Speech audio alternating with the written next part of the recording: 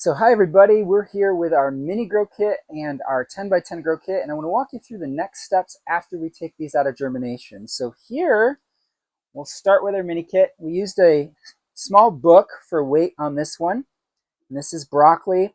You'll notice that this is a beautiful tray of microgreens. They're yellow, of course, because they haven't been exposed to any light. So all I'm going to do, as soon as I pull them out of germination, is I'm going to lift this and I'm going to give them some water on the bottom. So I'm going to add about 2 tablespoons of water is perfect. And then I want to put this one in the light. So if you have a tabletop light, that works really well. A windowsill is also a great place to go. We want to go for 2 waterings a day for at least the first 4 or 5 days. And then you'll check your soil going forward. Sometimes you may notice that the soil is a little bit too moist and you may need to skip a watering, which is perfectly great. By the way, this one here has also been in germination for 4 days instead of 3. I wanted to share that with you because it's perfectly okay if it goes an extra day. Typically, we do take it out at 3 days. This is 4 days in germination. So we do have a little bit of leeway with germination. So I want to show you now our 10 by 10 grow kit. And this is a spicy mustard grow. So I have the book that I'm going to take off, and here we go. So this is a beautiful tray as well.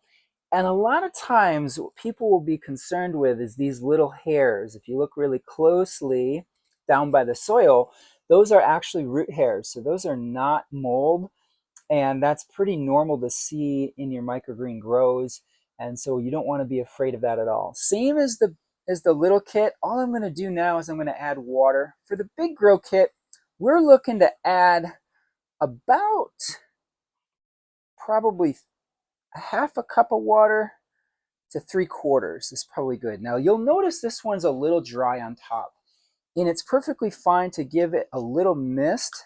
I'm just gonna give this a little mist on top just to moisten that soil up.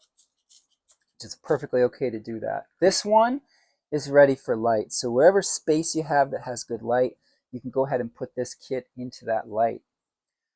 I want to show you one more that we're pulling out right now too. This is another 10 by 10, and this is going to be the rose radish. So the first thing we'll notice is it's a little dry. This can happen sometimes. So first of all, what I'm going to do is I'm just going to give this a little misting on top. We won't do this very much after this. So once we give it a little misting to get that soil a little bit wet, we're going to go ahead and give it some water on the bottom as well. And so I can just lift this tray and pour a bit of water in. Since this is dry, I'm going to do a little more water than the other one. This is probably about a cup of water that I added to that. And so you want to kind of gauge how dry the soil is to determine how much water to give. With soil that's still a little bit moist, I don't usually use as much water. So there you have it with coming out of germination. So a couple of things as you move forward. These are going to grow pretty quickly. The broccoli and the radish and the mustard and the broccoli have a similar kind of grow, which is about 10 to 14 days. The radish grows a little bit faster though. So radish is going to be about 9 to 10 days. So you'll see the radish growing a little bit faster than these other two. Along the way, feel free to just cut and taste some microgreens. You can even taste them at this stage if you'd like, and you'll get a very similar flavor profile to what the microgreens will be like when it's time to harvest. And so at harvest time, all you're going to do is take a sharp knife and you're going to cut your greens. Once your entire tray is cut, all you're going to do is wash out your tray. You're going to compost what's left of it.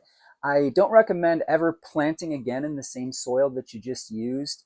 It's not as good because there's a higher risk of mold if you plant in a tray that you've already used. So it's best to compost it. Wash your trays in soap and water, and then it's best to use a 1-to-1 ratio of vinegar to water as a soak for about 10 minutes. So if you soak those trays in that 1-to-1 ratio of vinegar to water, you'll have really clean trays for your next grow. Well, happy growing, and thanks so much for getting our grow kits and for growing, and happy growing.